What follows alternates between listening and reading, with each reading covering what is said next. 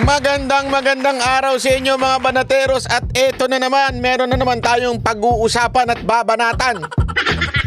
Kasi etong si Madam Mayor Hani Lacuna ay mantakin mong ilaglag ang sarili. Mantakin mo ba naman na banatan mo sarili mo? Dito sa interview na ito, pahiyang-pahiya siya. Dito sa interview na ito, booking. Ay, tako, grabe ho. Pag ito, napakinggan ho ninyo hanggang dulo. Ako, ipapaliwanag ko sa inyo. Na alam mo, naawa ako dito kay Madam Hani Lacuna kasi dapat ko ako sa kanya. Wag na po siya magpa-interview. The more that she opens her mouth, the more na siya po ay lalong nalalaglag. Ito, pakinggan po natin kasi para mas maintindihan natin kung ano yung sinasabi ko. Okay, pakinggan natin itong interview ni Madam Hani Lacuna dito sa Mayor ng Maynila at sa interview ni Karen Davila na tila gusto niya sanang idiin si Yorme Isko Moreno na siyang nagbigay ng alam mo yun, ng lugar para siya ay maging mayor. Ngayon ay tila puro bitterness, tila puro banat ang ginagawa niya kay Yorme. Okay, pakinggan po natin kayo na humusga. Ito po ay audio laang at picture naman po ni Madam Mayor Hani Lacuna. Pasok. All right, joining us now on Hot Copy, we have with us Manila Mayor Hani Lacuna. Mayor Lacuna, good morning to you. Good morning, Karen. Hi. Ba't naman ganyan ang pinili mong picture? Wala, yan lang na screenshot ko. Kasi ganyan, pagka ang tao, daldal ng daldal, nahuhuli sa sariling uso. Gago! Ito, pakingge. All right, first, I want to wish you a good morning. And we were talking off air that you are recovering from an illness, right? Yeah. Coughing for about a week. Yan, kawawa naman siya, maawa naman kayo.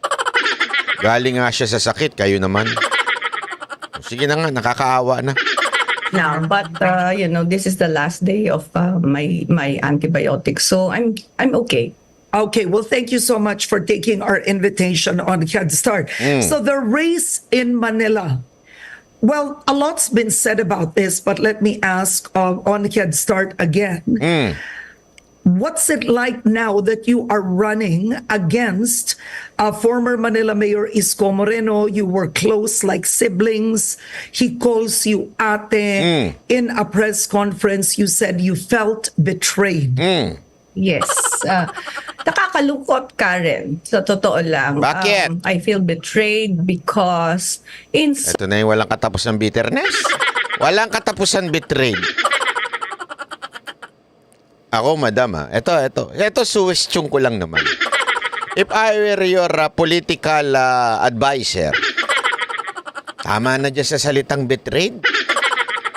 Hindi nakakatulong sa'yo yung salitang betrayed. Para kang babaeng hindi makamove on. Walang biro, hindi ho maganda kasi yung salitang betrayed. Okay sana pakinggan, tama na isang beses.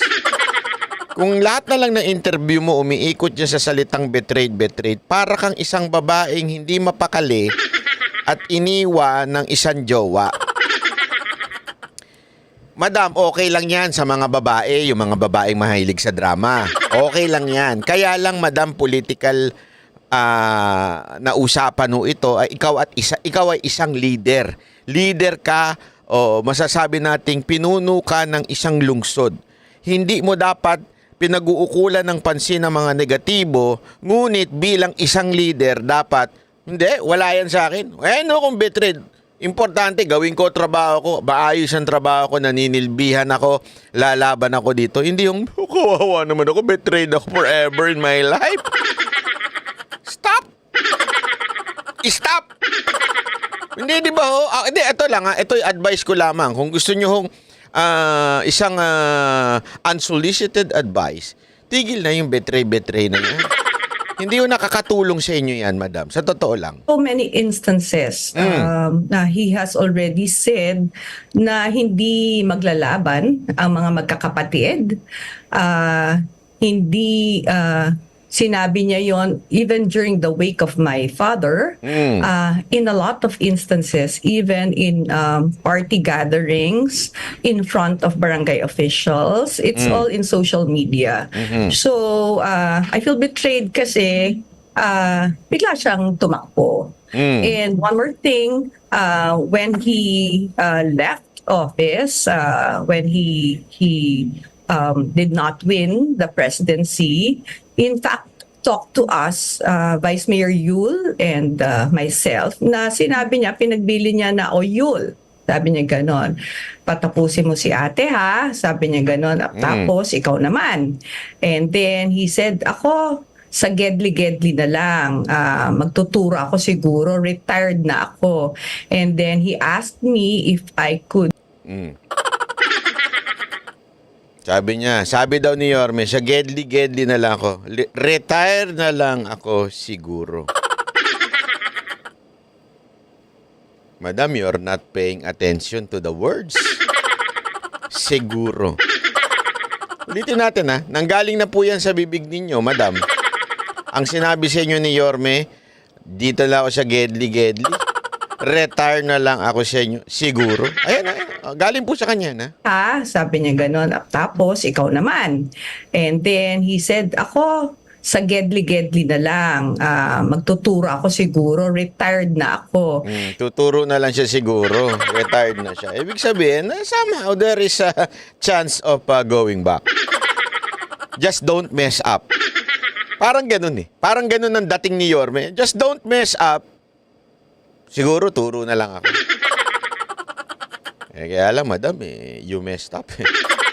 And then he asked me if I could retain most of his department heads para daw kasi may continuation ng mga programs. And of course, bilang ate, and naniniwala naman ako sa kanya because I've worked with him for the longest time, he had good intentions and he was concerned sa Manila. Pero unfortunately, during the past months, hindi nangyari yata yun. In fact, I was already calling the attention of some of these department heads regarding yung work ethics nila because there have been a lot of complaints. Halimbawa po, sa traffic, yung pangungotong and everything, sa basura, lahat po yan, yung mga department heads were department heads na pinagbili niya po sa akin that I should retain. So, dito pa lang, makikita mo na how ang leadership ni Mayora Lacuna. Alam mo, dito madam, pasensya na po madam Mayor Lacuna.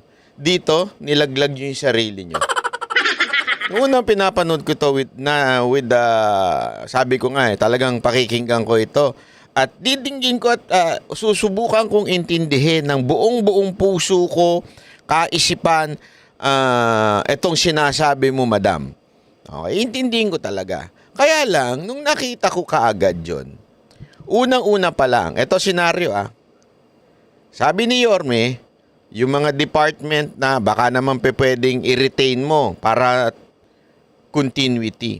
Ang concern ni Yorme, continuity. Tapos, nung nabulilyaso, kuno, according to you, halimbawa, yung basura, halimbawa, yung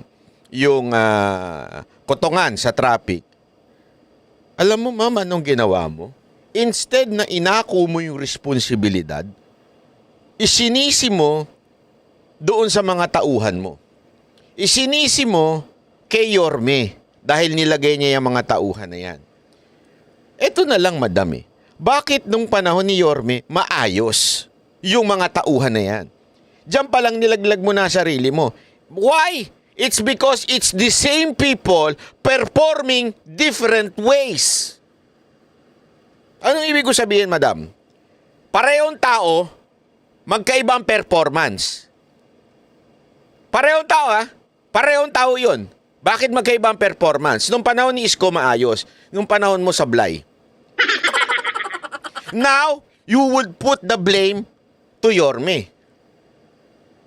Can you see the logic, mga kababayan? Can you see the logic? Tao mo na ngayon yan. Nung panahon ni Yorme, maayos yan. Same tao, hindi naman napalitan. Mas pwede pa nga mangyari sana kung napalitan. Ay, mali ako. Nang pagpalit ng tao, palitan natin yan. Hindi. Ano ginawa mo? Sinisi mo pa rin si Yorme. Si Yorme o si Isko Moreno, ang kanyang intensyon, continuity. Nung napunta na sa iyo yung leadership, hindi mo na nakontrol. Tapos ang may problema si Isko. Hindi, ako nagtatanong lang, madam. Nakikita nyo mga kababayan yung problema? Nung hindi niya nakontrol yung mga tao, si Isko na sinisi niya. Malaking problema natin yan. Madam, kasi ang tao, eto para lamang sa kaalaman mo, madam ang tao talaga, they're prone na gumanyan, tumagilid, minsan gumanon. Alam mo yon, ganyan eh. Ang leader, pag matino, nakokontrol yan. Halimbawa, yung PNP. Ang nababago lang naman dyan yung PNP chief eh. Pero yung mga nasa baba, pare-pareho na lang naman, nag-iikot-ikutan lang naman yan. Pero bakit mas matino ang pulis noon kaysa sa ngayon? It's because yung kanilang commander, which is the president. Bakit mas matino noon? Ngayon hindi kontrolado kung ano-ano ginagawa.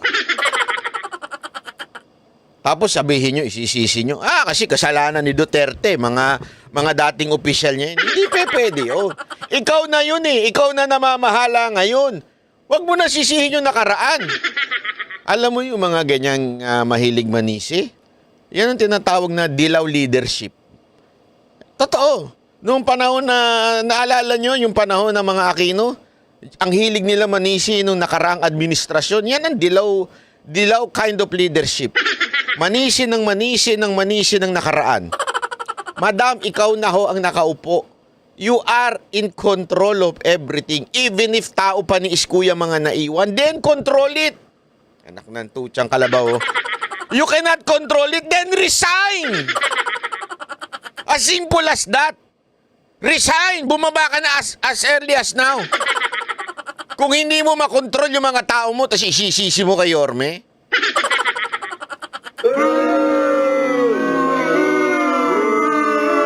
Mga kababayan kong taga Maynila, ganito ang gusto nyo, leader? Pag may problema sa inyo, sisisihin nyo nakarang administrasyon? Hindi, honestly, kayo mga taga Maynila, kinakausap ko kayo, marami tayong nakikinig dito, lalo na dyan sa District 3. Binabati ko po pala mga District 3, busog na busog daw kayo sa cookie ni Mocha. Hindi, totoo Gusto nyo ba ng leader na every time may bulilyaso sa lugar ninyo, ang sinisisi ibang tao? Hindi ba? Gusto nyo ng ganong klaseng leader? O iboto nyo ulito. Para sisihin yung nakaraan. Doon po talaga, feeling ko na betray po ako. Betray na naman! Akala ko, it is out of concern. And pala Palpak ang tao mo, betray pa rin? Sorry alam mo, dito talaga pumutok ang butchi ko eh. Ang sinasabi niya dito, pumalpak yung sa basura, pumalpak yung sa mga kotongero. Ano sinabi niya? Anong bukang bibig niya? Betray ako eh. Madam, are you listening to yourself? Hindi, honestly, are you listening to yourself? Betray ka pa rin? Yung pa rin ang bukang bibig mo, kasi binetray ako, kaya hindi ko mahawakan na maayos to. Kaya tuloy-tuloy ang kotongan, kaya yung basura nagkakalat pa rin sa Maynila, kasi binetray ako ni Yorme. Anak ka ng wewe, oo. Mga taga Maynila, ganito gusto nyong mayor? Bahala kayo sa buhay nyo. Hindi. Akala ko, totoo yung mga binibitawan niyang salita, yun pala hindi. So what do you mean? Are you saying that former Manila Mayor Isko Moreno asked you to retain his department heads for them, kumbaga ipagpatuloy nila, halimbawa ang pangungutong, etc. And are you Yan tuloy. Yan ang intindi ni Karen Davila. Ang hina rin talaga ng utak ni Soria. Hindi. Kasi, ganun ng datingan eh. Hindi ko naman sinasabing mahina talaga utak ni Karen Davila, pero ganun ang datingan kasi. Ibig mo ba sabihin yung mga nangyayaring kapalpakan ngayon? Dahil kagustuhan ni Yorme yun? Nakikinabang pa rin si Yorme? Kasi turo ka ng turo sa nakaraan eh. Kaya tuloy ganun ang nakuhang ideya ni Karen Davila. saying that they give him a cut or they give him the binibigay sa kanya ang kita? Hindi po, ma'am. Ang sinasabi ko po is, sabi niya sa akin, para ho daw maayos pa rin kasi nakaplastado na po lahat, maayos naman daw po ang pamamalakad niya, ay i-retain ko po itong mga taong ito. Kaya lang po, over the months, napansin ko po na napapadalas po ata yung mga complaint regarding po sa pangungutong, halimbawa po sa traffic, yung mga enforcer po, na ako yung nasisisi. And there were a lot of instances na tinawag ko po yung attention ng head nila and he kept on explaining na tinatanggal daw nila, one strike policy. At saka napansin ko po, every time na meron po kaming department head meeting po every first Mondays of every month, ang pumapasok po sa city na funds coming from their department ay hindi po sapat. The last... Ay, nako! Mayora, bumaba ka na lang sa pwesto mo. Pambira ka. Para kang hindi leader. Ito mo, kita na nito ha. Nilalaglag niya talaga yung sarili niya sa pagbuka ng bibig niya eh. Bakit kuka nyo? Mantakin mo. Mantakin nyo mga kababayan ha. Sinasabi niya, napapansin niya may problema sa pagbibigay ng, alam mo yung pagbibigay o report ng kita. Kung ano mang kita yung kita ng sa parking o kita whatsoever. Okay? Sinasabi niya kulang. Sinasabi niya hindi sapat. Sinasabi niya may problema. Ang intensyon niya, isisi sa mga tauhan ni Yorme kasi pinakiusap ni Yorme yung mga tauhan. Dito makikita mo talaga na si Mayora napakamahinang nilalang. Hindi ka talaga, madam, karapat dapat maging mayor. Mantakin mo yung problema na nangyayari sa panahon mo, hinanapan mo pa ng sisi doon sa nakaraang administrasyon. Tauhan mo na ngayon yan. Ikaw na leader yan. Ikaw na boss niyan. O, di sibakin mo. Sabi mo may problema. Di sibakin mo. Mantakin mo yung mga tarantadong nasa sa City Hall. Sinasabi mo ngayon, nananatili kasi sila dyan dahil kasalanan ni Yorme. Wala ka bang bayag na sibakin yung mga walang kwentang mga empleyado ng City Hall? Yun ang tanong eh. Wala ho kayong bayag para sibakin yung mga tauhan ninyo? Madam, kasama ho yan sa description ninyo bilang mayor ng Maynila. Sibakin yung mga hindi nagpe-perform ng maayos. Huwag niyong isisi kay Yorme. Kung ako yan, halimbawa lang ha, may binilin sa akin na tauhan. Ito Banat Bay, gawin mo lang tong tao mo. Kasi para tuloy-tuloy yung programa ko. Kung nakita ko yung tao na yon, hindi nagpe-perform na maayos, may katiwalian. Warning ako kagad yun. Isa pa ha. Makarinig pa ako ng report, wala akong pakialam kahit kaibigan kayo nung kaibigan ko. Ayusin nyo o tanggal kayo dito. Kasuhan ko pa kayo. Ganon, ang leader. Hindi, ano ginawa mo? Umiyak ka sa media at sinabi mo,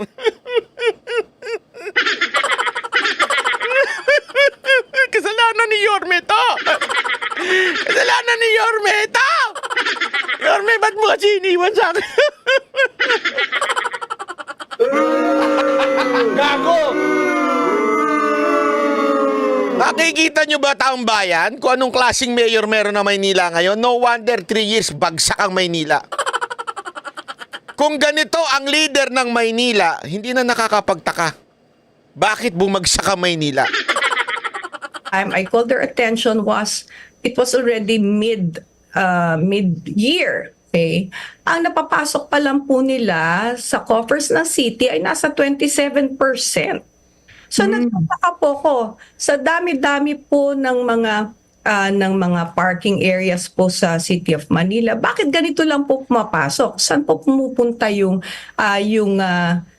pera na dapat po nakokolekta for the city? So saan po? Anong natuklasan po ninyo? Unang-una, mga tao to ni Isko. Number two, what did you do? Did you fire them? Actually, siguro napansin na po nila na nagiging makulit na po ako sa pagtatanong ko. The head of MTPB resigned without Mantakin mo ganito, ha? Anong nangyayari? Halimbawa, ganito nangyari sa city. Bakit maraming nagre-reklamo? Madam ko siya, alam mo naman mga empleyado, ang daming dahilan, di ba? Meron na naman nakarating sa yung balita. Lapitan mo na naman yung head ng traffic. Anong nangyayari? Bakit ganitong reklamo? So, ganun lang ang ginawa mo? Hindi mo man lang sinabihan kagad nung una? Hindi kasi alam nyo, eto pasensya na ho kayo eh.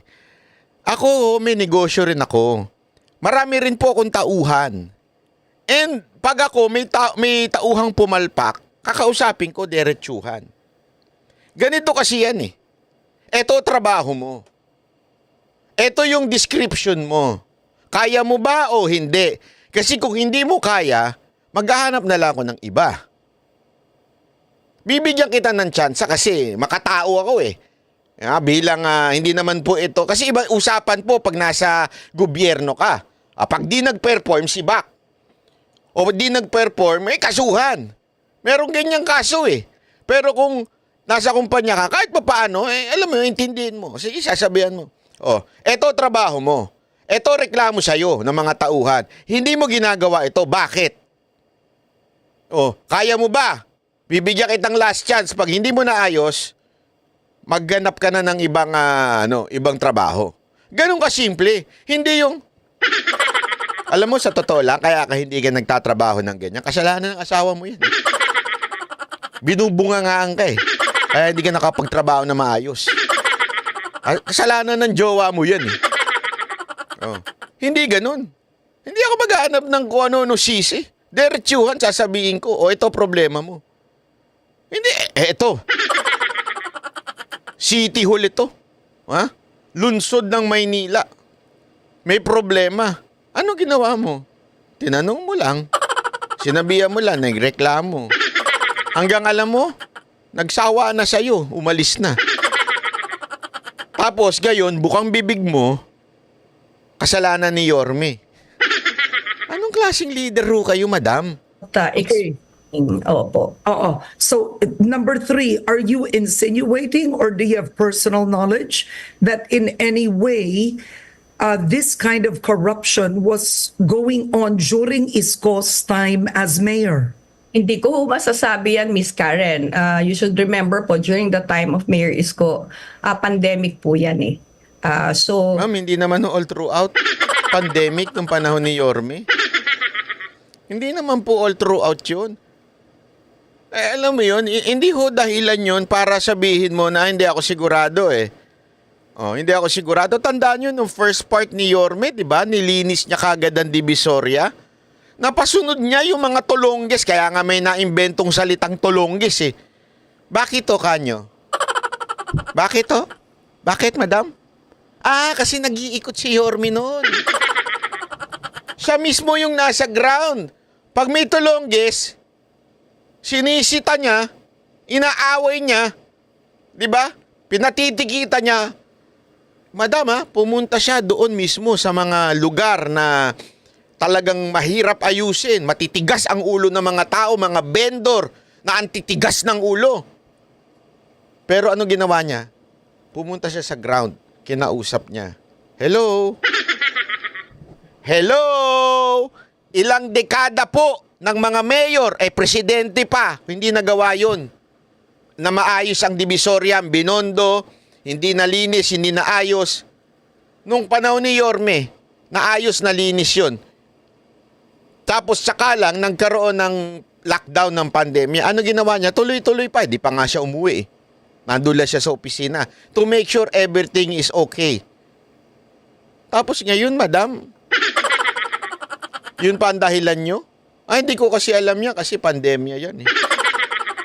Tahimik pong lahat, wala naman pong tao sa mga kalye natin. So, yun na nga po ang nakakalungkot kasi they keep on comparing yun pong time ni Mayor Isko sa time ko when everybody else is already doing their usual thing. Nasa labas na po lahat ng tao.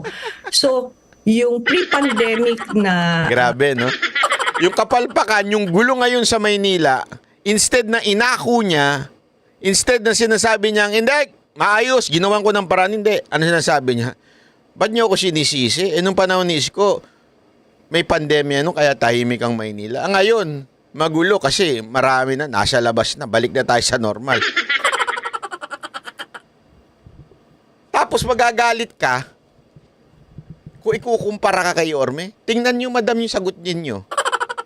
Hindi sorry po madam yung sagot ninyo, kitang-kita eh. Grabe, kawawa ang Maynila talaga nung sa panahon ninyo. Kitang-kita dun sa sagot ninyo, madam, na wala kayong leadership. Bakit kanyo? Instead na tayuan, hindi. Ayos ko to, inaayos ko to araw-araw. Hindi, bakit yun naman kasi kinukumpara kay Yorme? Wala kasi yung kay Yorme, wala tao sa labas. Sa akin marami ng tao, kaya ang gulo-gulo na, ang kalat-kalat na. Bakit? Ang dami ng tao eh. Kasalanan pa pala ng tao?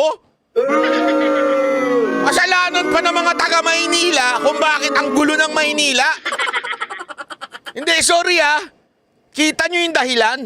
Huwag nyo namang i-compare. Sabi nga niya, huwag nyo i-compare. Kay Yorme, nakatago ang mga tao kasi pandemya. Ngayon, nakalabas na lahat ng tao, kaya ang gulo-gulo. Diba? Ang bihirang buhay, Ireo. Instead na inako yung responsibilidad, hindi, kasalanan ng tao ito. Mga taga-Maynila, kasalanan nyo pala lahat eh. Mga tulunggis pala lahat kayo eh. Kaya daw kumalat dyan, dahil sa kasalanan. Hindi, aminin natin. Totoo naman, ang tao walang disiplina. Mga Pilipino, kulang sa disiplina talaga yan. Aminin na natin. That's why we need a strong leader. Kailangan natin ng strong leader na magpapatupad ng batas. Kung hindi mo kaya, bumaba ka sa pwesto mo. Ganun lang kasimple yun. Aminado naman tayo lahat eh. Kaya nga di ba tayo... Ginusto natin si Pangulong Duterte, kamay na bakal. Bakit? Anak ng put. Hindi ka na naman ako makapagmura, hayop yan. Totoo naman eh. Kulang tayo sa disiplina. Daming adik, ang daming high blood sa karsada. Mga pulis, tolonggis. Di ba? Kailangan natin ng kamay na bakal. Kaya nga we ask for a Duterte as a president. At kita nyo naman na nangyari. Talaga nabawasan ng mga adik sa karsada. Talaga naman na disiplina yung mga tiwaling pulis. Ganon din ang Maynila. Kasi tandaan ninyo, yan ang capital ng Pilipinas. Yan ang parang imahe talaga ng buong Pilipinas na andyan eh. Andyan ang mga pasaway eh. Andyan yung mga nakahubad. Talagang karsada, kala mo kanila eh. Kaya kailangan mo ng isang strong leader, yung kamay. Talagang matapang. Hindi pwede yung... Kasalanan nung nakarang administrasyon. Kasalanan nyo, ang kulit nyo, tigas ng ulo nyo. Labas kayo ng labas, kaya tuloy ang guro sa karsada. Kaya tuloy ang kalat sa daming basura kasi... Ito ang taong sinisi na ang lahat except yung sarili. May kilala kayong ganyan? Oo, yung jowa nyo dati, yung mga ex nyo. Kaya nyo nga iniiwan eh. Tama, mali. Yeah? Nakakabuisit yung ganyang ex. Yung lahat na lang, siya ang tama, ikaw lahat ang mali. Di ba? Maraming ganyan. Yan ang mga masarap iwan. Lahat na lang sila tama. Tapos lahat na lang, basta may kasalanan, hindi siya magtuturo kung sino-sino. Kahit nga yung pusa, nasisi na eh. Kahit yung aso, nasisi na eh. Di ba? Na situation natin, bumabalik na po ngayon during my time. Nung time naman po ni nung former mayor, lahat po tahimik, walang lumalabas. Wala hong tao sa labas, walang traffic, wala kahit ano. Akala niya pogi points yun sa kanya. Anak ng... So ngayon, kaya daw magulo kasi noon panahon ni Yorme, tahimik, wala lumalabas. Ngayon, magulo kasi lumalabas na. Ano silbi mo? Anak ng tutsan. Ikaw talaga. Ikaw talaga. Anong silbi mo, madam? Anong silbi mo? But then I wanted to ask you this, right? So I'll ask you the personal relationship questions later. Okta Research did a survey from July 8 to July 10. Well, this is a 2-day survey roughly, but it says here that if the elections were held that day, Isko Moreno leads by 78 points. That is a massive lead over yourself in the race for Manila mayor. So if the elections were held, he would be a landslide win and you would only get 8%. Ikaw naman, Karen, pinagdiinan mo pa talaga. Paulit-ulit pa eh. 70-80%. Ikaw, ganito lang. Kung ngayon nang ginawa election, landslide to. Ikaw talaga. Ikaw talaga, Karen. So first, what is your reaction with this survey? Well, I'm not surprised, Karen. Isko is already a national figure. He has run for a national position for already 2 times. First, as a senatorial seat, for a senatorial seat, and then most recently sa presidency. So hindi ho katakataka na kung popularity ang pong pag-uusapan natin, ay talaga hong angat si former mayor sa akin. But it doesn't mean na wala ho silang tiwala sa administration ko. In fact, mataas po ang rating ko sa good governance. It is very unfortunate, Karen, that meron kaming kakulangan sa social media na alam naman po natin ngayon na platform. Hindi namin na-advertise ng talagang sagaran yung mga ginagawa po namin para sa city. Doon po talaga lacking po kami. Because we do it the old-fashioned way. In fact, every week po bumababa kami sa mga barangay. And we do this Kalinga sa Maynila program na we talk to the people and we bring all the services of City Hall sa mga barangay. So, siguro dun po kami, unfortunately, dun po kami kulang. It's lacking of advertising what we do for the city na alam naman po natin, napakagaling po ng former mayor dyan. Okay. Alam mo, madam, ito para lang alam mo yung... hindi kasi, baka kasi sinasabi niya, magaling si Yorme sa social media daw, tapos sila daw hindi. Alam mo, ito lang para sa kaalaman mo, madam. Si Yorme, hindi naman po yan yung tipo ng tao na kakausapin ka, uy, promote mo ako. Never ginawa ni Yorme yan sa akin, o kahit sino mang banater, uy, promote nyo ako. Walang ganun.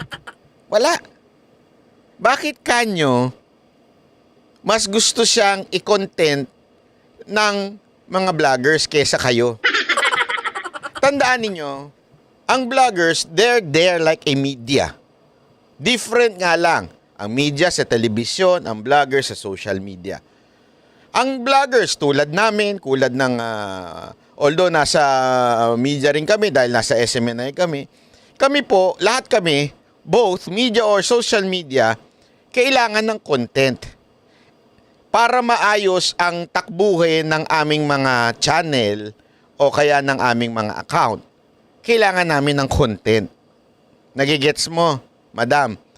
And pagkakailangan namin ng content at pag maganda yung content, maraming nanonood, subscribers, viewers, and pag maraming viewers, syempre, may kita rin ang mga vloggers. Nandun ang kita ng vloggers eh.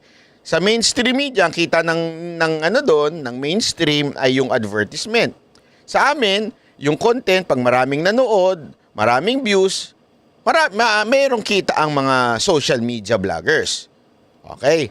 But, again, the reason why, yung content. Pag ang content mo, shit. Totoo naman eh, pag ang content mo, tae, hindi kayo ko-content. Bakit? Walang manunood, tae. Gets nyo? Ano ibig ko sabihin ng tae? Walang kwenta. Walang saysay. Yung content. So, walang manunood niyan. Tama, mali. Ngayon, madam, bakit marami nagko-content kay Isko? Without Isko telling them, oy, content nyo ako. Hindi mo kailangan eh. You do not need to tell the people na i-content nyo ko o to tell the vloggers na i-content nyo ko if I am a good mayor, if I'm a good person na meron ako nagagawa at meron ako maibibigay na content sa social media vloggers, matik na yan, iko-content ako niyan. Hindi mo na kailangan sabihan. Madam, kaya walang nagko-content sa inyo kasi wala kayong ginagawa. Or kung may ginagawa man kayo, content. Yun ang totoo. Huwag na tayo maglokohan. Kasi kung may maganda kayong ginagawa at pag kinontent kayo ng vloggers at maganda yun, siguradong manunood ng tao. Pag manunood ng tao, may kita yung vlogger na yun. So, iko-content kayo na iko-content ng vlogger without them telling you na i-content nyo sila. Ang tawag dyan, pag may magnet kayo, may media magnet kayo. Si Pangulong Duterte, noong panahon ng 2015 and 2016, wala naman pong i-content nyo ko. Hindi pa nga uso yun eh. Nagkagulatan na lang na antindi pala ng social media nun. Pero nagkagulatan na lang yun. Bakit kanyo? Kasi, pag kinontent mo, yung mga ginagawa ni Pangulong Duterte, yung mga sinasabi niya, ang lakas sa social media, matik na yun. Kasi meron siyang magandang sinasabi at ginagawa. So, ang tao, matik din, magpapalo, magsusubscribe, manunood. So, yung mga vloggers, gusto nila i-content yun. Di ba? Unless bobo talaga yung vloggers. Vlogger, ang dami rin yan. Na kahit kinontent, palipat-lipat. Bakit? Walang nanonood eh. Content siya eh. Oh. Ibig sabihin lang nun, madam, if you have a good content, if you have a good works, maganda kang content dahil maganda yung serbisyong ginagawa mo, hindi mo naman kailangan. Ay, ako, halimbawa ako, kino-content ko si Yorme kasi madami siya magandang ginagawa. Oh, hindi naman niya inutos sa akin to. I-content mo nga si Mayor Hanny Lacuna. Walang ganun. Kaya lang, pag pinanonood ko, nakikita ko eh. Tapos, nung pinanood ko yung isang video ng isang, ewan ko, vlogger na kinontent si Yorme, maganda yung sinabi ni Yorme, kukunin ko, ipe-play ko mamaya dyan. Kasi maganda yung sinabi niya, maayos yung sinabi niya. Ganun din, minsan, nanonood din ako sa ibang mayor. Halimbawa, kay Vico Soto, may nakita ko, may sinabi siya maganda, may ginagawa siyang maganda. Hindi naman ko kailangan. Kontakin pa ako ni Vico Soto. Banat bay! I-content mo nga ako. Hindi. Madam, ako mismo kusa na kasi maganda yung ginagawa niya. Yun na yun eh. Matik na yung pag maganda yun, sigurado ko, panunuorin ng tao yun. Oh, may views, oh. Matik na yun, di ba? Anong ibig ko lang sabihin? Madam, wala kasi kayong magandang content. Wala kayong magandang accomplishment, kaya hindi kayo kino-content. Kasi sisihin nyo na naman, sasabihin nyo, hindi, kasi sikat lang si Yorme, tapos, di ba? Wala kayo social media, kaya Kaya ganyan ang survey. Hindi, madam. Wala kasi kayong ginawa. Kasi isipin nyo 3 years. Hindi naman sikat si Yorme in terms of social media. In 3 years. Nagsimula siyang mag-content, di ba? Nung sinasamahan sa nung kanyang chief of staff na si Yusek Cesar Chavez. Sinasamahan siya, kino-content siya. Maganda kasi yung ginagawa niya. Pag nag-iikot siya, sinusundan siya ng video. Anong ginawa ngayon ng iba? Kinuha yung video, pinost din nila. Wala akong koordinasyon yun at sinabing, uy, ito, i-content nyo. Hindi. Maganda yung video O kinontent, in-upload sa sariling channel. Madam, kung kayo, ginawa din nyo yun, maganda yung ginawa nyo, pinagpatuloy ninyo yung ginawa ni Yorme nung 3 taon na yun, maganda, pumunta kayo sa Gram, nag-ikot-ikot kayo, iko-content din, ang daming Manila vloggers iko-content din kayo, walang kwenta Hindi nyo tinuloy yung ginawa ni Yorme. Tapos kasalanan na naman ni Yorme ito kung ba't mataas siya sa survey. Then let's be objective. When Isko Moreno actually won, he actually beat a former president too. I mean, he beats the Estradas. Isa pa yan. Tama yung analysis ni Karen Davila dito Sinasabi kasi nito, hindi, kaya mataas siya kasi sikat lang niya si Yorme. Uy, madam, huwag niyo kakalimutan. Yung tinalo ni Yorme, 2 malupit. Yung isa doon, dating presidente. Yung isa doon, sikat na presidente, artista pa. Bakit niya natalo? Tanong ko kayo, bakit? Dahilan ba? Kasi walang ginawa. Nagtapo ng basura, tas pinulot. Ganon ang nakita sa social media ng mga tao. Tinapon yung basura, pinulot. Tapos pinagalitan yung media ba? Tama, mali. Kasi pangit yung ginawa nung nakaraang mayor. Kaya nanalo si Yorme nun. Ngayon, madam, tanungin ko kayo. Sisisihin nyo si Yorme, ba't nanalo siya? Dahil, mananalo siya dahil sikat siya. Beat Erap Estrada. So when he won, there was a dramatic change in Manila visually, right? Yes. So from Manila that was very dirty, suddenly here was Manila, it seemed very clean, it seemed very safe. You had 3 years. Why? Huwag mong What is your pagdiinan! biggest achievement in the 3 years? What Grabe si Karen Davila. Kaya, tama rin. Sinabi niya 3 taon si Yorme, nalinis niya, dramatic change. Nakita niya talaga pagbabago. Kayo din, 3 years na. Anong nagawa niyo? is the problem? What did Isko do something? You talked about it one time. He left you with a lot of loans. You said that. Correct. What was difficult on your end? Very difficult on my end. Because? Bayaran yung mga loans na yon. Ayan. It's very difficult on my end. It started yung amin pong payment during my time, November of 2022. Napakalaki po talaga ng loan namin. But did he inherit those loans from Estrada? No. These are loans. Ma'am, kung nagre-reklamo ka dun sa utang, nahirapan ka magbayad, bumaba ka na sa pwesto mo. Si Yorme na lang, gawing mong mayor, tapos siya na magbayad ng utang. Sige na, do yourself a favor. Please, do yourself a favor. Baba na kayo sa pwesto ngayon pa lang. Tapos, ibalik nyo na si Yorme, siya na bahala magbayad sa utang. Nagre-reklamo na naman kayo During his time, 15 billion napunta po from Development Bank of Ayan Ito, kita nyo dito, laglag na naman siya dito. Nangutang daw ng 15 billion. O sige, para sa? the Philippines.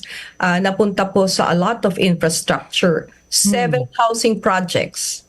And then 1 to 4 schools, if I'm not mistaken, Manila Zoo and Hospital ng Maynila. And then another 2.8 million para po sa mga instruments. And Palakpakan natin.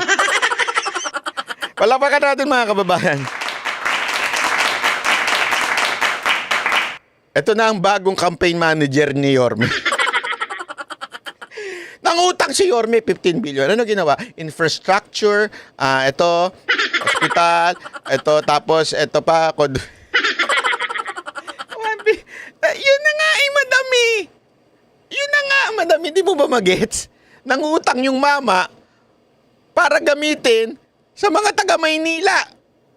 Siya yun na nanggaling na yung inutang, ginamit sa mga taga Maynila. O ano masama dun? Palpak talaga. Ikaw talaga. Mali na naman siya dito. Medical equipments for hospital ng Maynila. Don't get me wrong. These are all good projects and we are part of it. Don't get me wrong. Okay itong mga proyekto na to. Tama na, bumaba na kayo, madam. Kayo na mismo nangampanya kay Yorme. Ang bihira ka naman. Oh. Wawa naman to si madam. Okay. He just started it. I tried to finish it. Meron pa ho tayong 3 housing projects na hindi pa ho natatapos hanggang ngayon. And then, Ang sakit sa bangs nito, grabe. Ay nako, nangutang si Yorme, ginamit sa mga ganitong infrastructure, tapos ito, ginamit siya dito, ganyan-ganyan. Tapos, meron pa po tayong 3 hindi natatapos. Nung si Yorme, 3 taon, natapos. Itinuloy mo na lang ng 3 taon na yung nasimulan ng 3 taon, hindi mo pa natapos. Ang bihira.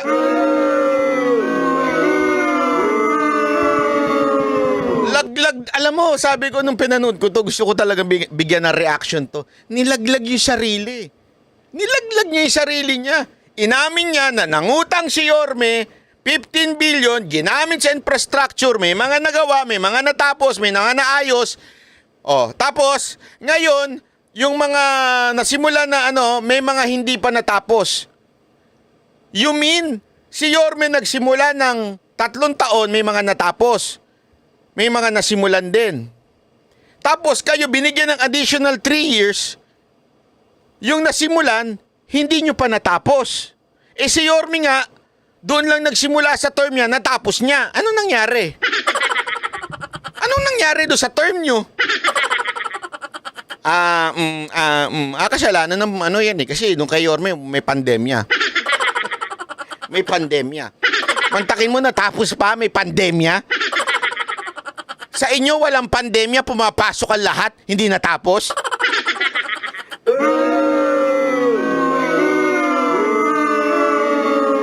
No wonder, 80% si Yorme. Kung ganito naman ang kalaban niya. a lot of repairs being done because of these previous projects. But then, sa sobrang dami po niya, nabulunan na po ang city. And there is no Kasalanan na naman ni Yorme sa sobrang dami ng proyekto ni Yorme. Nabulunan na yung city. Oh my golly, what kind of mayor are you, madam? Ay, nako. Ikaw talaga. Mantakin mo, sinisi na naman niya si Yorme. Bakit? Ang dami kasing proyekto ni Yorme. Nabulunan na yung city hall. Hindi na namin kinaya. Kaya nga, madam, do yourself a favor. Do yourself a favor. Get down! Resign! Hayaan mo na si Yorme tumapos niyan. Para wala ka ng sakit ng ulo. Kasi utang na loob pa namin sa'yo. Hindi, taga Maynila po kasi ito. Utang na loob pa namin sa'yo na hindi natapos at hindi mo kinaya dahil yung nakaraang administrasyon ang daming ginawa. Ikaw na bulunan na. Ay, nako naman. Sakit ng ulo sa... Woo! actual proof of concept. Hanggang ngayon po, ako yung nagbabayad ng loan because of this infrastructure projects. So is the city earning enough? Has the income of the city increased coming from these modernization projects? These modernization projects po, walang return of investment. Okay, yung mga housing and everything, wala pa po kaming ROI dyan. Dito kasi nagkakamali eh. Alam ko ito eh. Bakit? Ito yung dating ipinaliwanag ni Yorme na hindi magets nung ibang mga sitting mayor. Sorry to say ang gobyerno hindi na andyan para magkaroon ng ROI. Anak kayo ng wedding, hindi negosyante ang gobyerno. The government is there to serve the people. Hindi magkaroon ng ROI o yung return of investment. Actually, sorry Mama Karen Davila, medyo mali ang tanong eh. Bakit tayo nang i-expect ng return of investment? Hindi ho ito negosyo. Magtatayo kami ng infrastructure para magkaroon kami ng return of investment? No! Or if your meaning yung magkaroon ng businesses, that will take time. Decades yan. Para malaman mo na umasenso yung lungsod, dumami ng negosyo. Ganun. Decades yan. Pero yung sinasabi nyo, return of investment no Manila Zoo. Manila Zoo kasi isa sa binabanggit dito, hindi ho yan ang goal ni Yorme kaya siya nagtayo, kaya niya nilinis ang Manila Zoo. It is not, yung mga condominium, binondominium, hindi ang dahilan para kumita ang gobyerno. Tinayo yun for the people. The government is for the people, hindi for the business. Kaya nga, di ba sabi nga, di ba negosyo o bayan? Kasi nga po, napakadami po nila. And yung halimbawa po, magbibigay ako ng example. Yung housing project po, Condominium 1, Condominium 2, Binondominium, Baseco community. It was not explained properly doon po sa mga tumira doon on the payment scheme. Okay. So ngayon pong naniningil kami, hirap na hirap po kaming maningil sa kanila. So there is no return of investment. Oh my gali. Madam, you are beside Mayor Yorme Isko Moreno. Nung he was explaining what's the purpose of the rental in the condominium, binondominium, or the other condominium. Ako, natandaan ko. Yung mga nanonood dito, sigurado kung natandaan nila what is that bayad for. Ilagay nyo dyan. Sige, bibigyan ko kayo ng time. Bago nyo ituloy, i-play itong video. Sigurado ako sa inyo, maraming sa inyo natatandaan kung bakit. Tinanong ko yan kay Yorme noon Yorme, bakit may condominium? Tapos, kailangan ninyong pabayaran dun sa mga tumitira. Bakit may rental? Pinaliwanag ni Yorme yan. Sagot sa akin ni Yorme, hindi yan rental. At hindi yun malaki. I think it was 2,000 a month. Isang na. Bakit?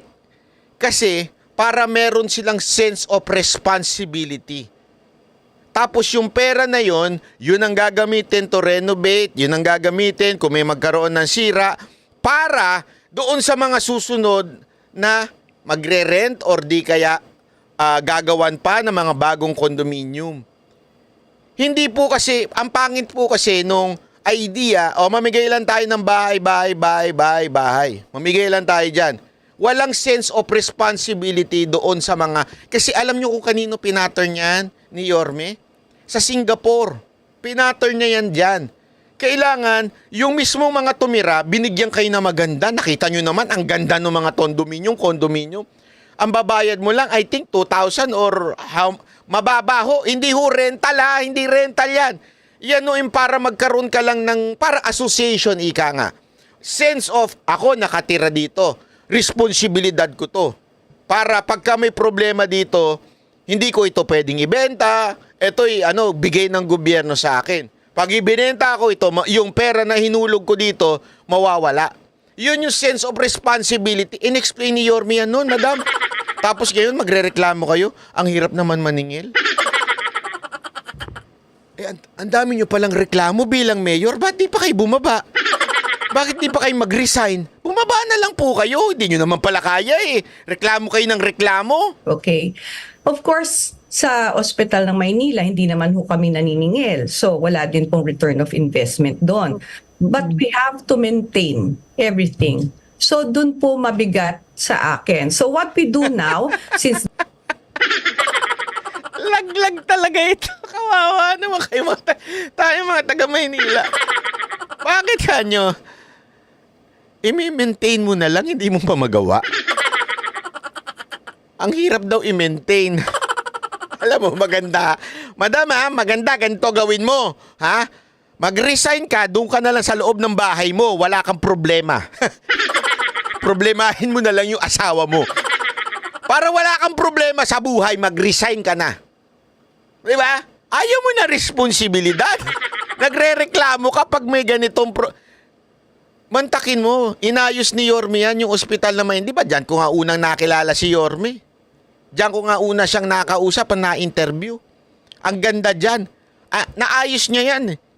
Hindi ko siya nagre-reklamo. Visionary kasi si Yorme. Ito gusto ko mangyari. Gusto ko maramdaman ng mga may hirap dito. Hindi porket public hospital, public yung pangit, pipitsugin. Hindi, kailangan maramdaman nila yung kalinga ng isang private hospital. Yun yung vision eh. Ni Yorme. Ang vision niya ano? Ano naman to si Yorme? Ang dami-daming ginawang proyekto. Ang hirap naman ito i-maintain. Hayop na buhay ito.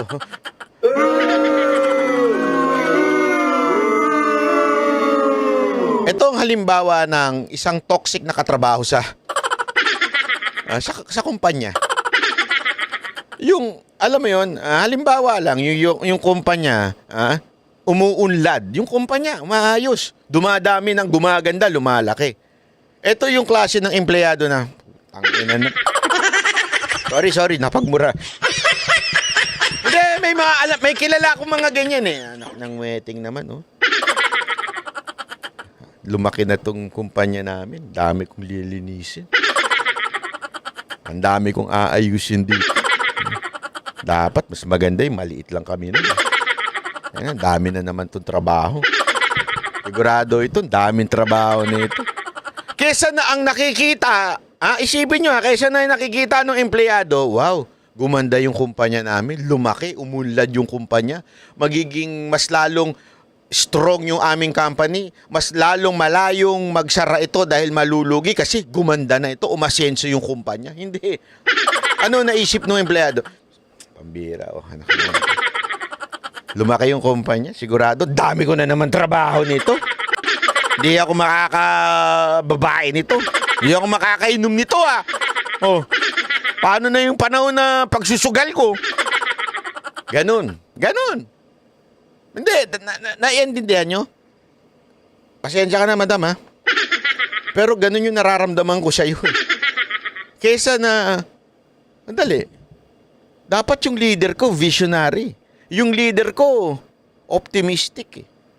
Yung leader namin, yung mayor namin, grabe ang pananaw sa aming lungsod. Eto, layo ng tingin, talagang aasenso bayan namin. Kayo, madam?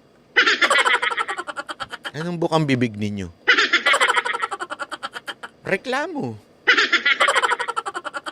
Reklamo, bitterness, paninisi, kay Yorme. Hindi, ako, mga taga Maynila, question lang, gusto nyo ng ganitong mayor? Ako, ayoko. Sorry ayoko ng ganitong mayor.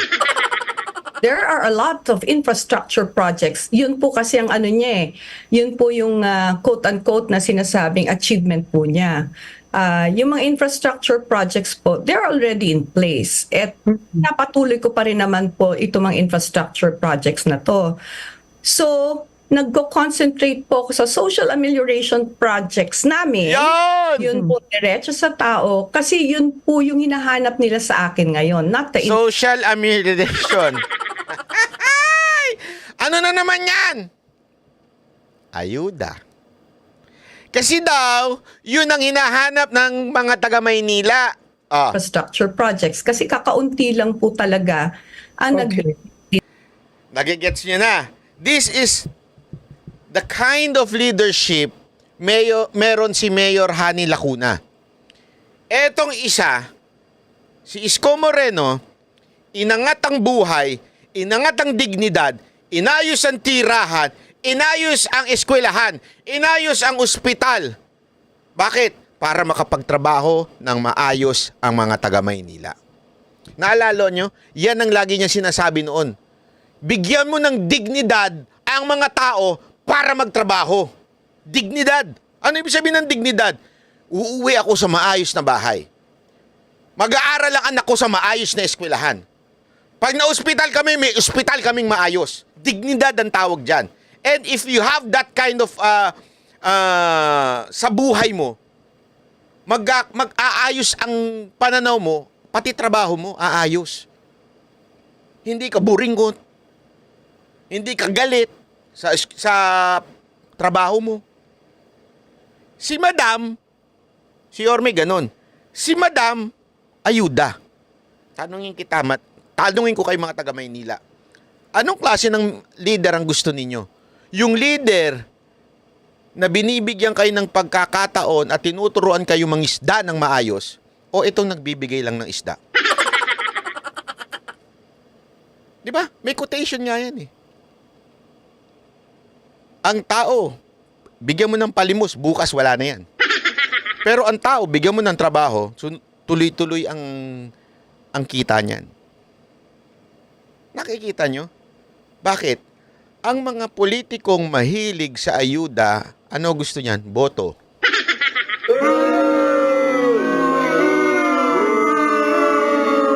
Hindi talaga kaayusan doon sa lungsod. Di ba? Yun ang problema eh. Ang layo ng leadership style ni Yorme Isko Moreno at dito kay Mayor Hani Lacuna. Kayo na lamang po mamili, mga kababayan nating mga taga Maynila. Gusto nyo ba yung palimusan kayo ng palimusan lang? Ito sa infrastructure projects na ito. Okay, so the bigger issue now is in the 3 years that you've been in office, you've talked about going down to the barangays Yes. para sa proyektong Kalinga, no? Yes. So technically, ayuda po ito. How did you were you able to make the city grow in the 3 years? What would you consider as your biggest achievement for the city of Manila? Ayuda! Ang biggest achievement ko po, Miss Karen, is para na maramdaman po ng tao na nandito po ang government sa kanila. Hindi po kami puro daldal lang. Yun po ang pinaka-greatest achievement ko. Maibaba ko po Oo. itong basic services na kailangan nila, diretso po sa kanila. Kasi yun pong hinahanap nila eh. Yun daw ang greatest achievement. Okay? According to her. Ako, napakarami kong viewers from Manila. Mga viewers ko sa Manila. Sige ho. Kayo ang sumagot dyan. I-comment ninyo. Naramdaman niyo ho ba si Mayor Hani Lacuna? Kasi achievement daw niya yun eh. Bumaba talaga daw siya. Achievement daw niya, bumaba daw talaga siya. Sa ground. Pero tayo sa social media, ang nakikita natin na bumaba talaga sa ground noon si Yorme Isko Moreno. Di ba? Kita naman natin yun eh. Pero siya, tinanong siya ni Karen Davila, ano ang iyong greatest achievement sa 3 taon? Bumaba ako. Talagang dun sa tao, yung pangangailangan ng tao. Ayuda. Kaya pala, tuwing namimigay, laging kadikit ito. Di ba? Kay Tambay. Sip-sip ito kay Tambi. Ang style of leadership pala ni Mayor Hani Lacuna, tambaluslos style. In fact, very much appreciated po ito ng mga kababayan natin na binabaan namin ng mga services na ito. Most of the time, they go to City Hall not knowing who to talk to. Hindi nila alam kung saan po silang tanggapan pupunta. So, ang ginawa po namin, binaba na po namin to sa barangay level. At Okay. naging partner po namin yung barangay para maparamdam po sa ating mga constituents yung mga ginagawa po ng city. Oh, but that's 3 years. I mean, is that the only That's the only achievement. Grabe naman si Kasi Karen anong David. iaharap niyo po, anong sasabihin po ninyo sa mga botante ninyo sa pagbabalik ni Isko? When Isko sat as mayor, there was that dramatic visual change. Number one, right? Yes. Number two, he was a pandemic leader, so mahirap rin yun. Oh. But then kay kanila kuna, tama kayo, bumalik na sa pre-pandemic. Nagbaba kayo ng ayuda. Pero how did you advance the city? At tama po kayo doon. Unang-una, Miss Karen, may mga infrastructure projects din po tayo na ginagawa. Meron po tayong 3 paaralan na pinapatayo po ngayon. Yung sakto lang, tama lang po, 6-story schools po sila kasi yun lang naman po ang kailangan ng population ng mga students po dyan eh. Sakto We have lang. a lot of super health centers din po na ginagawa ngayon. Meron po tayong Aurora Health Center, Tayabas Health Center, and all other health centers sa different districts po natin. Gaya nga po ng sabi ko, siguro ang kakulangan po namin, hindi po yun na project. In fact, sinisimula na rin po yung cancer specialty center natin sa Ospital ng Maynila with the help of Congressman Erwin Cheng. So basically, marami rin po tayong infrastructure na ginagawa. Inaayos po namin yung mga infrastructure na hindi po tama ang pagkakagawa. Yun po ang ginagawa namin sa City of Manila on top of the social amelioration program na pinapatupad namin. Okay, the Manila Zoo, you have a viewer right now watching and saying, why Manila Zoo ang daming mas priority dyan? Manila Zoo was started during the time of former Manila Isko Moreno, and I believe that was a 3 billion peso project, correct? Correct. Okay, and what's happening with Manila Zoo now? Because money's been spent on it. I've been there. It's modern. But given the issues of Manila, what did you do with Manila Zoo? Tama po. Ang Manila Zoo po ay continuously na nire-redevelop namin. Of course, lagi naman pong may issue dun po sa mga animals na binibigay po sa amin. Ngayon po talaga ang pinaka-biggest problem po namin ay yung mga animals po na maaari pa po namin sanang makuha na dinodonate sa amin. Kaya lang po, paunti-unti po namin itong ginagawa. So far, wala ho kami binibili. Okay? Mostly donation po yun ang ginagawa. And of course, napakalaki po ng maintenance ng Manila Zoo. Dahil nga po sa flora and fauna na nandun. You've been there. Opo. I've been there. Oh, but is Manila Zoo earning? Is it contributing to the city? Yes. It is contributing to the city. Yeah. Okay, all right. Another question now will be, how do you intend to beat Isko Moreno? By being true to the people of Manila. You know, unfortunately, napakarami po niyang binitawan na mga salita na hindi totoo. Tulad ng Tulad ng tutuman. Okay. Tulad na lang po ng sinasabi niya na kami daw po ay isang family corporation. Na lahat po ay siya daw po ang nag-appoint sa lahat ng mga kamag-anak ko sa City Hall. Tingnan niyo to, ha? Yung 2 ko pong kapatid ay elected. Elected po sila. Nanalo po sila. Yung isa kong kapatid who is heading the zoning ay appointee po ni President Erap pa. Hindi po nung panahon niya. Yung husband ko po ay organic po. Wala pa ho ako sa politika. Nandyan na po ang akin pong asawa at appointed po ni Mayor Lim. Magsimula na lang po tayo doon. Yun po. Pangalawa, yung mga binabanggit po niya na tinanggal namin na mga benepisyo ng mga senior citizens. Wala ho akong tinatanggal na benepisyo ng mga senior citizens. In fact, isinaayos po namin yung pagbibigay ng benefits ng senior citizens. Alam niyo po, Miss Karen, nung panahon po na siya ay Ito po yung sinasabi niya na laging sinasuplak po ni Yorme yan. Kasi ang ginawa nila, pina-online pa nila yung sa senior citizen. para makakuha. Ang problema nga, yung mga senior citizen hindi na kayang mag-online. Ay nako, kaya nga ginawa ng paraan yan ni Yorme. Tapos ngayon, pina-online para doon na ipapadaan yung ayuda. Anyway, mahaba pa po yan, hindi na ho natin tutuloyan. Ito lang, may papakita lamang po ako sa inyo dito, yung regarding doon, kasi dito suplak talaga si Mayor Hani Lacuna dito Yung regarding doon sa issue ng utang. Okay, pakinggan nyo, ito yung sagot ni Yorme. 90 days, 3 months, pagsarado ng Maynila, pagsarado ng bansa, pagsarado ng mundo, hindi ako umuwi ng bahay ko kahit isang araw. Kaya nga nakikita ninyo, nakashort na ako kasi natatakot ako baka magmuto ng tao. Saan ako nangutang? Yan ang tanongin natin. Kay Lusutan? Sa Metro ba? Hindi, saan ako nangutang? Sa gobyerno. Sino may-ari ng Land Bank? Gobyerno. Sino may-ari ng DBP? Gobyerno. Ito po ang gobyerno. Ipumuestra ko po sa inyo. Ito po ang gobyerno. Dalawang bulsa. National government. Local government. Inilipat ko lang yung pera dito sa local government. Pero isang gobyerno pa rin. Tama ba? Galit sila ngayon. Masama daw yung ginawa ko. Mali daw yung ginawa ko. Naintindihan niyo yun?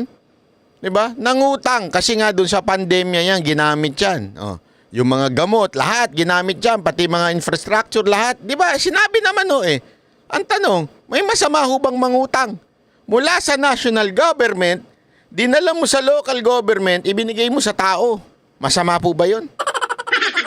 Ngayon, kapalagin natin, sige na, pabigyan natin. Ako mali. Mali ako. Di mali din kayo. Kasama ko kayo kumuha nun Gets nyo? Sinasabi kasi nila, mali daw si Yorme sa pag-utang. Sabi naman ni Yorme, di mali din kayo. Bakit? Kasama kayo nun na magkakasama tayo na sa isang gobyerno nung nangutang tayo o mag-agree kayo Tandaan ninyo, hindi naman makakagalaw si Yorme nang walang agreement sa mga councilor niya. Karamihan dyan, nandyan din sa loob ngayon. Tandaan ninyo, lahat ng nanalong councilor, ngayong sa, itong nakaupo ngayon, yan Team Yorme noon. So magkakasama sila. Di ba? Tama ba? Sino ang vice mayor nun? Siya! Sino vice mayor? Siya! Ang majority floor leader, tapos yan. Bakit sila nagagalit ngayon? Mali. Ba't yung inaprobahan ng araw? Mali daw, pero ba't inaprubahan? Kasi inaaprubahan yan sino yung mga nag-aproba? Yung mga nakaupo ngayon. Pero sabi nila mali. Gago pala. Sorry Mali pero inaprubahan nyo. Tandaan ninyo, councilor ang gumagawa niyan. At sino ang pinuno ng councilor? Vice Mayor. Sino Vice Mayor? Si Madam Hani Lacuna. Tapos, mali daw. Di mali din kayo. Bakit ang araw nung pa-join-join pa kayo sa pagbigay ng food box?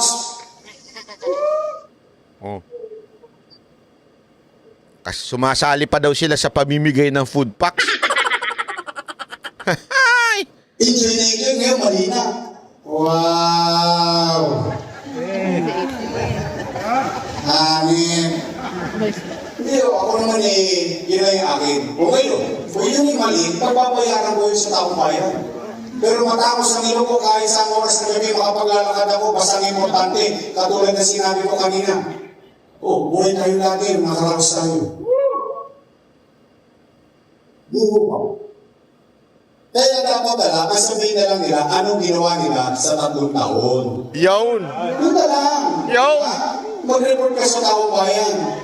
Ayun na. Tama, di ba? Ang daming kuskus balukos nitong Mayor Hani Lacuna to. Yun na lang ang tanong Tama na kasi, madam, kung isisisi nyo yung utang, kayo nakasama nun ni Yorme. Kayong vice mayor nun, kayong pinuno ng councilor nun. Kayo ang isa sa mga nag-aproba nun o kayo ang pinuno ng nag-aproba nun. Tapos mali na ngayon. Kalukuhan. Ang tama yung sabi ni Yorme, ang itanong natin ngayon, anong ginawa ninyo nitong huling tatlong taon? Sa pamumuno mo, Madam Hani Lacuna, anong ginawa mo? Sagot. Sagot! Di ba? Itigil na po natin yung pagbibintang sa nakaraan. Sagot. Anong nagawa mo? Di ba? Anong sagot niya? Ayuda. Palakpakan.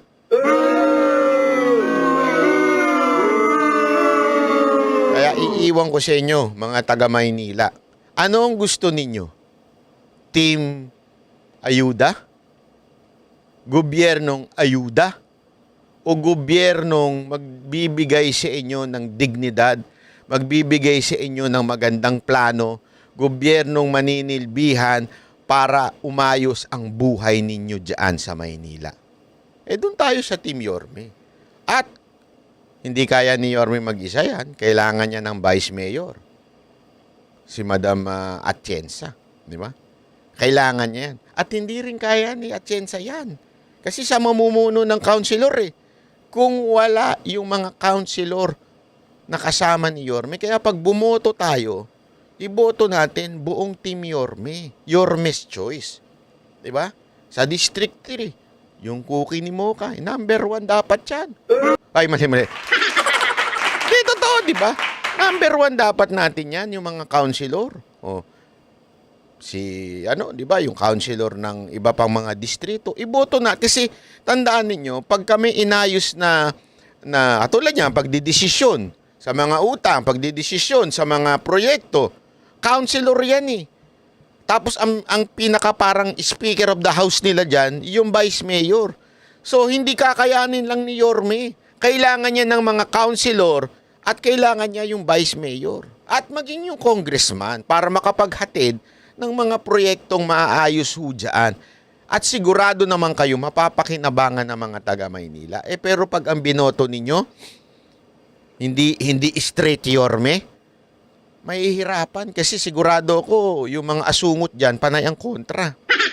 Pag ang binoto niyo, yung mga congressman ni Mayor Hani Lacuna, sigurado ko, ang gagawin niyan, kokontrahin, hindi kukuha ng proyekto, walang project, walang bondo, walang mahihirapan ngayon si Yorme. Pero huwag kayong mag-alala, hindi naman maninisi si Yorme. Hindi niya ugali manisi. Visionary yan si Yorme. Pero gayon pa man, kung gusto nyo ng bilis kilos, straight Yorme's Choice tayo sa lahat. Okay? So maraming salamat po. God bless everyone. Ako po si Banat Bay.